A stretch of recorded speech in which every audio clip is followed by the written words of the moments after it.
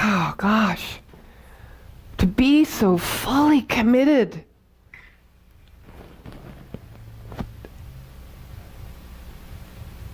to the moment. Wow. That's the talk. I think we should just go eat. It's the message. Wow. I wasn't really sure if you could still hit that note, actually. And I want to know, do you write down every Sunday that you have sung with us the songs you sing? I do, and the date. Ah, because she said 2009, I thought she's just pulling that out of the bag. You know, really? Really? Wow. Huh.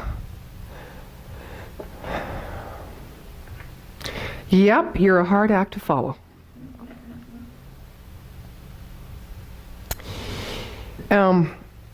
I have a friend who I'm sure other of you, sorry, I'm not even like I'm so in that note. Just a minute.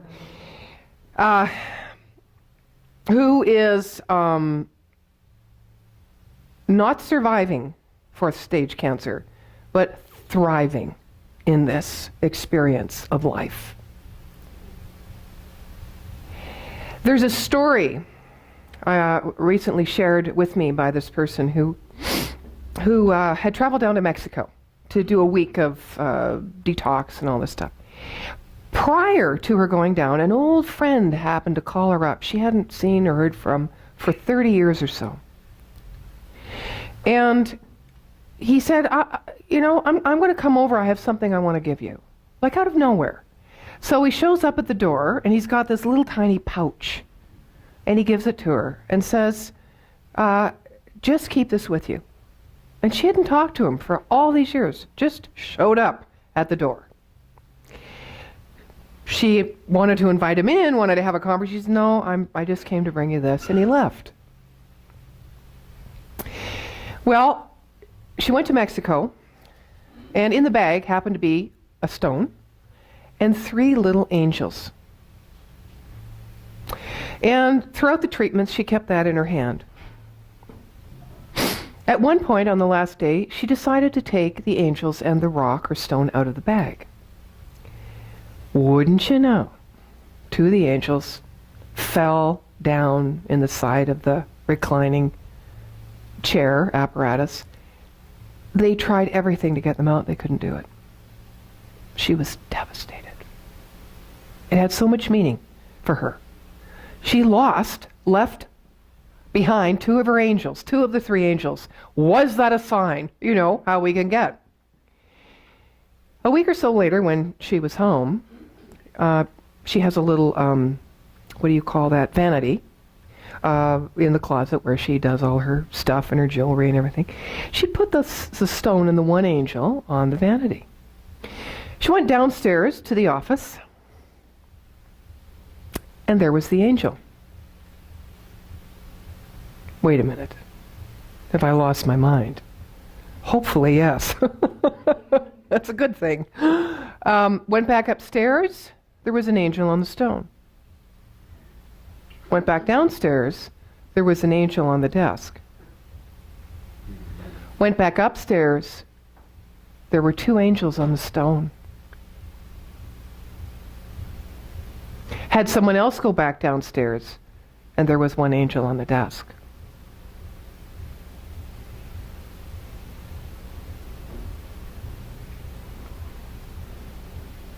Life.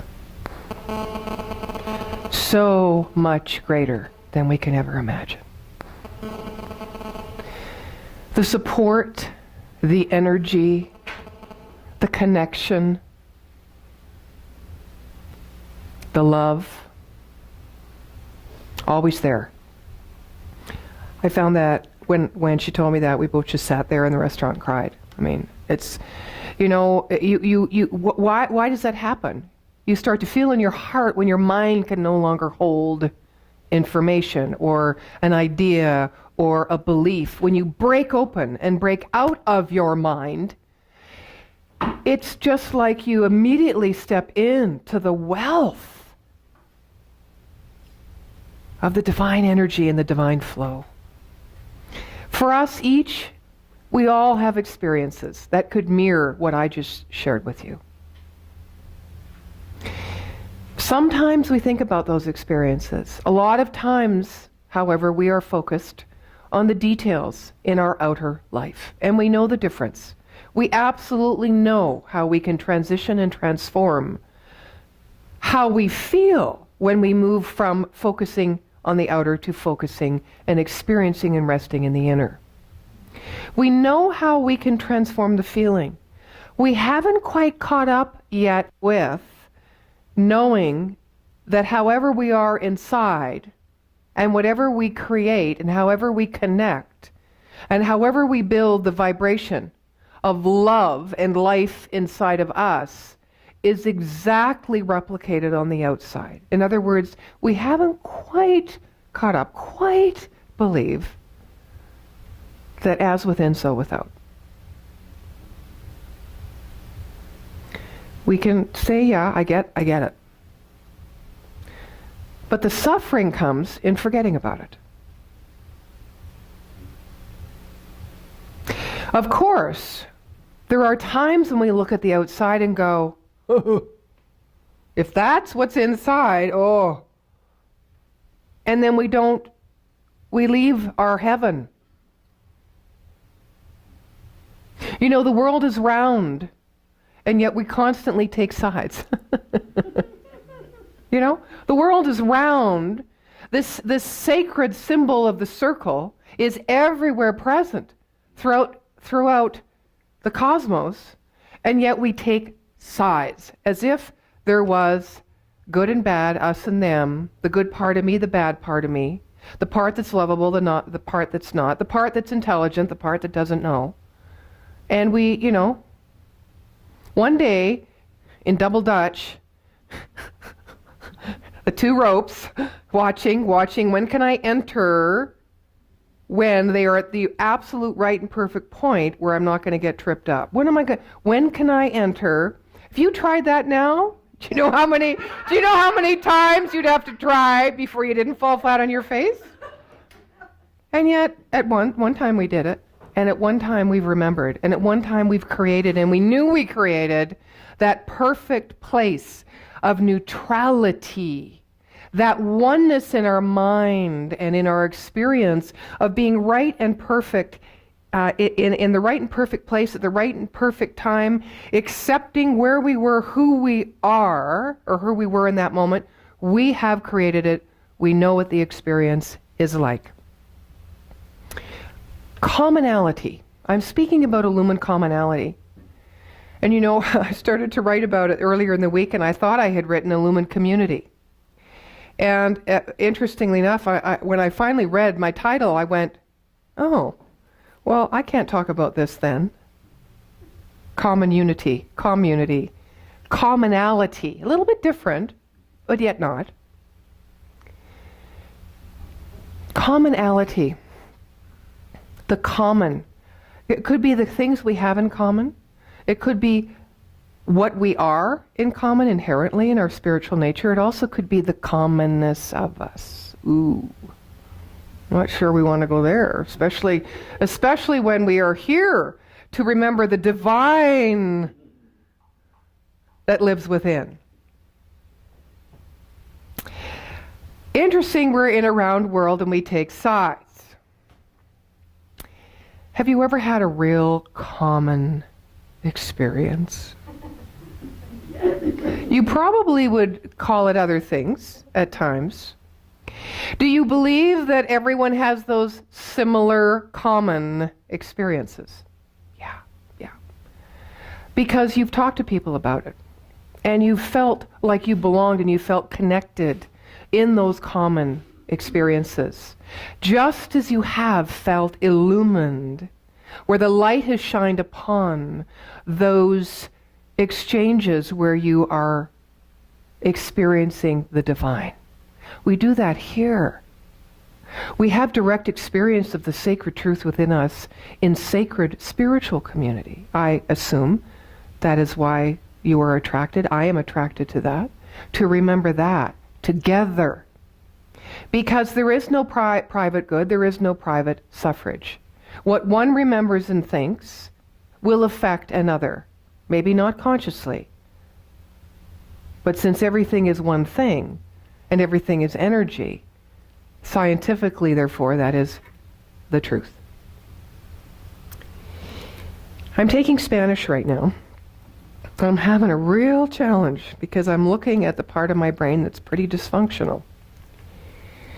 I guess we develop different parts of our brain as we think and as we focus.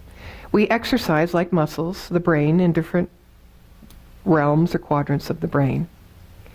Mine has been all around feeling and philosophy and experience and spontaneity and creativity. It hasn't been around irregular conjugated verbs. That's why I left school, because I just couldn't do this, you know? And how I've learned as an adult through my life has been by memorizing. But as soon as I memorize it and it moves through me and I have the experience, it's gone. I know that is not old age. I know that is focus, practice, exercise, attention. But in Spanish, there are two verbs that speak about to be. To be. One is ser, S-E-R. One is estar, which ends in an A-R. Now, ser is to be in reference to things that do not change. Like, well, I mean, I know everything can change, but in the language, it's like nationality. I am Canadian, until I'm not, but I am Canadian. Or I am tall until I shrink. But, you know, like, it's hard to learn for me because I know nothing is static. You know? I have to get science of mind out of my head when I'm learning Spanish. And then the third part is time, because for them there is between 1 o'clock and 2 o'clock, or 1 and 1:59. You relate to that as a state of being, as if that never changes. But all the other hours on the clock are always changing. Not totally illogical to me, but that's the way it is. Then there's the second verb that describes to be, and that's all the things that are always changing. Like our mood, like our feelings, like where we live, all the other things, and all the other 11 hours on the clock. So I thought it was very interesting when we're talking about illumined commonality, because we tend to own the to be, who we are, more in our intellectually when we're not changing. But our soul identifies with who we are being when we're changing and evolving and expanding. I thought, boy, I guess someone who created the Spanish language already knew that. It was very interesting to me. I want to share a story with you. It's called The Scratch on a Diamond. The story is told of a king who owned a very valuable diamond. One of the rarest and most perfect in the world. And one day the diamond fell and got this really ugly scratch on it. Well, he was mortified. So he called, put a notice out, and he called everybody in the artisans who he thought might be able to help him and fix his diamond. Of course, every one of them said the same thing and concurred that in order to get rid of the scratch, you had to decrease the weight and therefore the value of the diamond to get to the scratch to fix it. Well, he wasn't going to have any of that. So he kept putting the notice out, and finally an artisan came to him and said, I can do that for you without you losing any weight or value of that diamond. So he sounded pretty convincing, so the king gave him the diamond, and a couple of days later he comes back, and he's got this beautiful etched rose on the diamond. And the crack became the stem. Nothing was lost. So of course, being as intelligent as we all are, we get the metaphor, right? We need not lose any part of our weight, oh, too bad, or our value,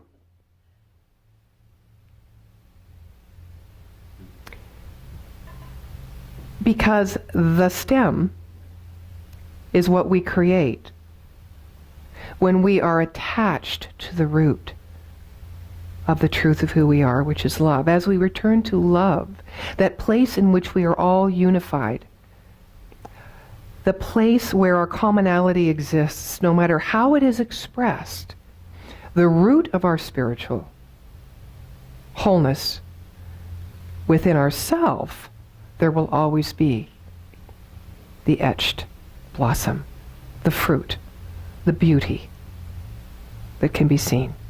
But we have to have the stem.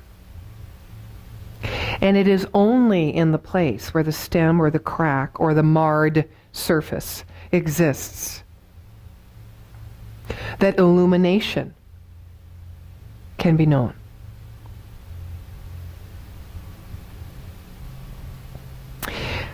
Spanish lessons, I'm going to go back for a moment. I got into a bit of a thing this week. My thing was, I don't learn as well and as fast as my 13-year-old goddaughter. Every time I ask a question, albeit even though I use Spanish, I get a little, like only one of her eyes, the one that she thinks I can't see, rolls over here on this side. Well, I've never had that experience with her before. And of course, it speaks to what is already deep within me, is that I'm a slow learner, I can't do this, or it's hard, you know. And I have a real hard time looking at that mirror, you know. So, of course, a lot of other things happened, and I made a decision that I wasn't going to go to class on yesterday morning. So I emailed the teacher, and I emailed my goddaughter, and I emailed her mother, and I said, not coming. Can't come, whatever I said. I'm not going to be there. Well, the reaction was huge. An hour phone call from the mother, a long email from the teacher, nothing from my goddaughter. Oh no, she saved it until I was sitting across from her, because I did show up. I realized I'd made a commitment, and I realized it was just silly that I could transcend this that I was feeling by including it. And what does include mean? It means owning it. It means being accountable for it. It means speaking it and showing up with the deep flaw that I was feeling in my own diamond-like self. So I get to have my say, take control of the thing in the morning. I said I really would appreciate being heard, and I need changes in how we do the classes and la la la. And no, you know, everyone talks, and Grace just sits there and looks at me. And I'm waiting, you know, for the other shoe to drop. Finally, she looks at me and she says, I am really angry at you. I am so disappointed in you. I don't have any children, so this is fresh for me, right? And I'm looking at her, and I'm trying to get my science of mind brain cooking, you know? And I thought, you know, no. Give her the space. Hold the space for her, and as you hold it for her, you hold it for yourself. I knew I didn't have to defend it. I knew I was just being me and sharing my truth, but it affected her hugely. And I was brought back to a time when my mother fell off the pedestal I had put her on. Wow. I think that's what happened. I was human. Uh-oh. Grace was disappointed, and she was really angry that I was not the person she wanted me to be. And I knew at the moment that to bring the truth of the divinity of all things, all life, of me, of her, of everyone in that moment, I needed to just let go of anything other than that in that moment. And the key was, the experience was just beautiful. Because my ego just completely disappeared. I could transcend that self-criticism that I was building up in equal correspondence to her anger and her glare at me, right? I could just let it go because I knew a greater truth. But the greater truth did not include what was going on. And I could be present and respond to her. Not make her wrong, not defend myself, not say anything. Just filled myself with the love that I was. And she had her say, and even after the class, she still had the energy, because she hasn't learned to do that yet. She doesn't know that where pain exists, or anger exists, love exists. She doesn't know that it's all there is. And it is truly what illumines our commonality.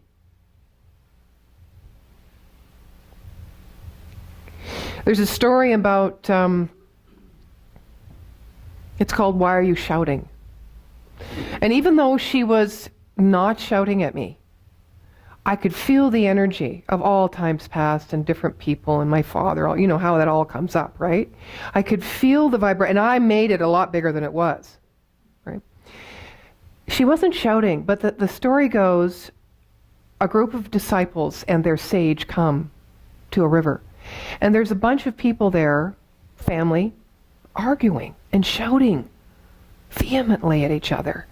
And the sage stops with his disciples. And he says to the disciple, why do you think they're shouting? Well, they think for a while, and they say, one of them says, well, because they're angry. That's what you do when you're angry, you shout. And he said, well, but why are they shouting when they're right next to each other? Whatever you are feeling, you can express just as easily, more quietly. So they thought for a little while, and another disciple says, yes, but when you're really angry, you have to shout because you feel no one hears you. And the disciple said, or the sage said, no. He said, you know, when you shout, it's because your hearts have disengaged. And the more you shout and the angrier you get, the more you shout and the more your hearts distance. Have you noticed that lovers whisper? Why is that? It's because the hearts are so close. And they whisper until the time comes when they don't have to whisper anymore, when they just have to be present and look. And whatever that feeling or that truth or the message that needs to be known is known through a look. He said, in life, even when you're angry, be very careful not to distance your heart. So I believe that when we illumine, which means shed the light on, those places in ourself that we have labeled or identified as common. In other words, we've taken the side and we call these good or good and bad. So those parts, all of those parts, the flaws, when we illumine and put the light of truth and glory on those places, we will always be one with our heart. That's why I could, after I realized I had that feeling of reaction, and then I went, oh, wait a minute. All there is love. But I've practiced that. I can say that in the places where I'm most deeply subjective. Sometimes the deeper the subjectivity takes another couple of flash seconds or a minute or 10 minutes or an hour to remember. But this is why we come. Is to illumine the place within us where we truly belong, to return to love, so that we can look outside this vast hologram that we've created and see that truly there's only one thing going on. And it begins in our own consciousness. If God consciousness is all there is, and we are one in that consciousness, then we have a direct line from the blossom, which is the possibility and the potential that has already been given us to express and therefore experience, a direct line back to the source. It's all one thing, and it exists within the field of the hardest, most brilliant stone, mineral, piece of earth made of God. I want to share with you one last thing. It's a poem from Mary Oliver, and it's called Wild Geese. You might be familiar with it. You do not have to be good. You do not have to walk on your knees for 100 miles through the desert repenting. You only have to let the soft animal of your body love what it loves. Tell me about despair, yours, and I will tell you mine. Meanwhile, the world goes on. Meanwhile, the sun and the clear pebbles of the rain are moving across the landscapes, over the prairies and the deep trees, the mountains and the rivers. Meanwhile, the wild geese, high in the clean blue air, are headed home again. Whoever you are, no matter how lonely, the world offers itself to your imagination, calls to you like the wild geese, harsh and exciting, over and over, announcing your place in the family of things. Only when we recognize the inner origins of the world-changing story that we are about can we participate in this kind of birth, this illumination of our own soul, of our own mind. Only when we work together with the symbolic archetypical world, its power and its numinosity can come into the existence and speak to the whole of humanity. Only then will this story, our story, the truth of who we are as each the same, be heard. We cannot afford the stillbirth of new ideas that lack the life force that comes from the depths. We are called to return to the root of our being, where the sacred is born. Then, standing in both the inner and outer worlds, we will find ourselves to be a part of the momentous synchronicity of life giving birth to itself.